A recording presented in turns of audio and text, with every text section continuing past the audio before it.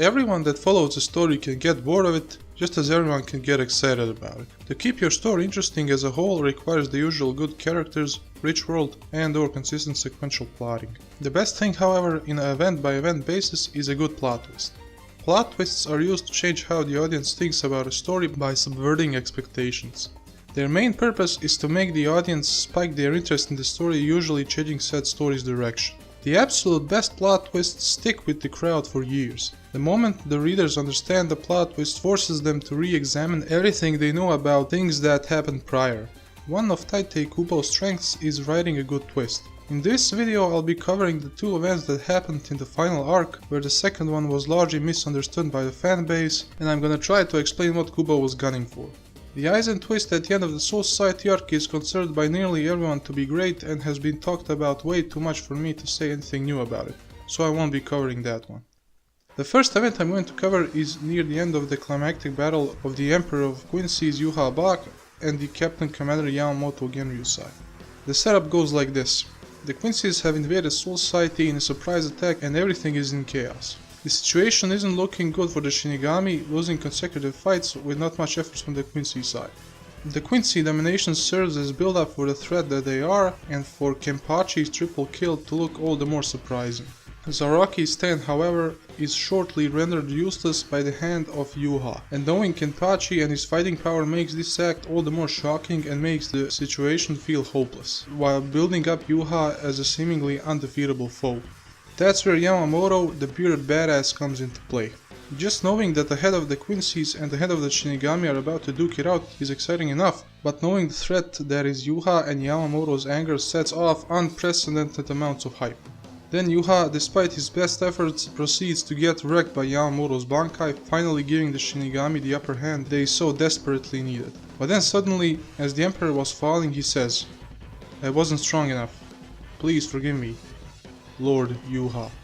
This is the game changer, as in that second while you are reading that, your mind fills up with possibilities of what is going to happen next. Just knowing that the man dying before us is not the real Yuha but a mere copy of him, and that Yamamoto used everything he had to beat this underling, skyrockets the reader's imagination of what the real Yuha could do. This is also the moment where the story, should I say, twists in another direction, where in this case the tables have been turned against the previously dominating Captain Commander. Yuha then proceeds to decimate and humiliate Yamamoto and all hopes of Shinigami winning this fight.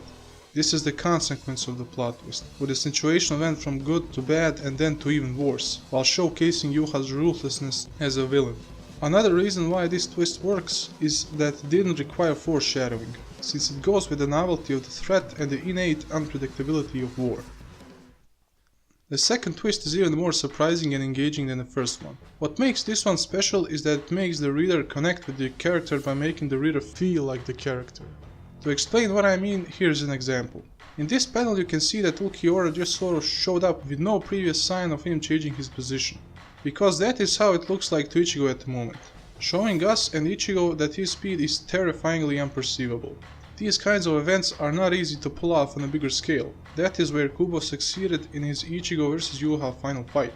All final fights in shonen wouldn't be truly shonen if it weren't for constant, ever-escalating power-ups.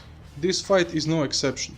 Both Ichigo and Yuha keep upping the ante, with Ichigo enhancing his strength and speed with his holified form and Yuha getting increasingly hacks. And since you can't exactly fight hacks, Ichigo starts to get cornered since Yuha can predict exactly what he is going to do.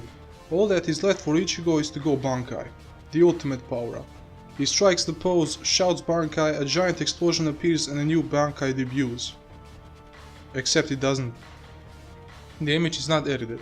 This actually happened, and boy was it shocking and confusing at the same time, for us and for Ichigo. The pages were left intentionally similar to spur confusion, making the reader recheck the pages to make sure he isn't going nuts, and later with Ichigo trying to make sense of what just happened. Ichigo's strained look, shocked expression, Yuha's casual behavior and intentionally vague statement serves to only amplify the confusion for everyone. The situation only gets worse.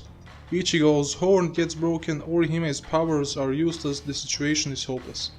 The fact that Kubo knew the expectation for Ichigo's Bankai was immense, and then having the balls to take that away from the reader's end from Ichigo makes this twist that much more potent. That's why I personally chose to have a glass half full look at this event, since it genuinely surprised me and left me in wonder of what is going to happen next. The common response to Kubo's twist is that they are done to troll the fanbase, like we are some sort of masochists who like to get punished by Kubo for reading Bleach. I strongly believe that isn't Kubo's intention. Ultimately, it's his story, and for him to write the way that he wants it, not for entitled readers who somehow think that since the story isn't going their way, it must be bad. The purpose of a plot twist is to subvert your expectations, not to meet them. And they always have to sacrifice something in order to work.